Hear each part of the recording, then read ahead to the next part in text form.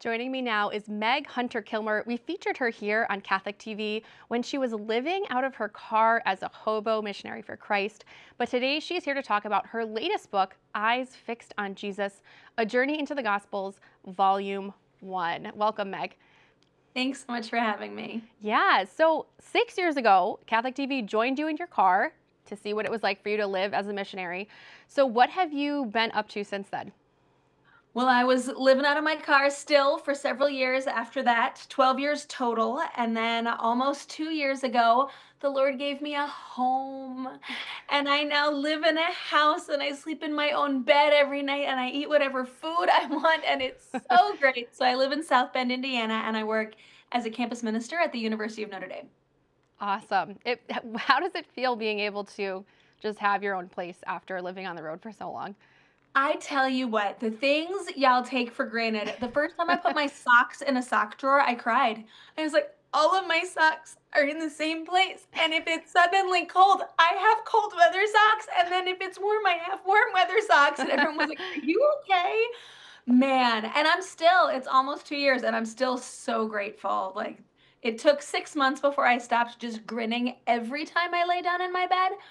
But still, maybe once a week, I'm like, oh, I'm in my bed. I love my bed. So it's a huge, huge blessing.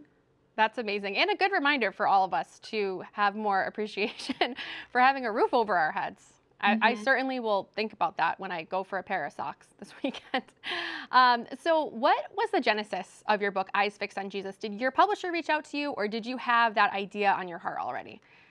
So this is the first book I actually ever wrote. I wrote it in 2018 and I spent 6 months I stopped everything I was doing and I just studied and I read and I prayed and I wrote and I came out with 170,000 word commentary on the Gospels, and I showed up at a publisher and they were like, "This is not a first book." And I was like, That's a fair objection because that's 700 pages, right? Like, who's gonna buy that? So they said, go try and write something else. So everything else that I have done in the last 8 years has been for the purpose of publishing this book. And I published several books on saints and a book on scripture so that I could come back with this book, which is really, it's just my whole heart in between two covers. It's a narrative commentary on the gospel. So a very storytelling approach, but with 850 scripture references in the margins.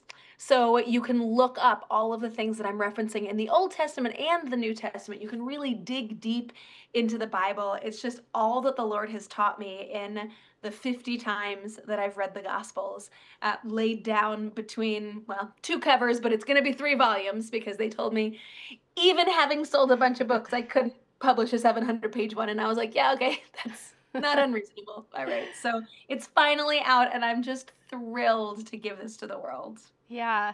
So, as we're approaching Advent, are there any parts in this volume that would make sense to go through during Advent? You know what? It's perfect because this starts at the very beginning. And so the opening 5 chapters, I think, are on the Annunciation and the visitation and the nativity of Jesus and the visit of the Magi and the flight into Egypt, right? All of the infancy narratives and everything that happens before Jesus' birth. And so if you were to get it and make this your Advent devotion, you could maybe read a chapter a week during Advent and really pray with that and then keep going from there. So there's 15 chapters in volume 1. Volume 2 will hopefully be out next year. And that can kind of lead you all the way up until Lent when you can start working on something different. Awesome. So, as you were writing the book, was there any surprises as you were diving into gospel stories, which, like you said, you read dozens of times, and you were kind of surprised by something new? I mean, I think over and over again, the number of times that I was like, wait, that's where that happens? Like, Jesus said that then? I think the one that was most shocking to me isn't in volume 1, it'll come in volume 3. But you hear the story of the widow's mite and how she gave from her poverty, and so she gave all that she had, and it's sort of touted as this admirable thing. But Jesus actually says it right after he talks about how the religious demands in his day devoured the houses of widows.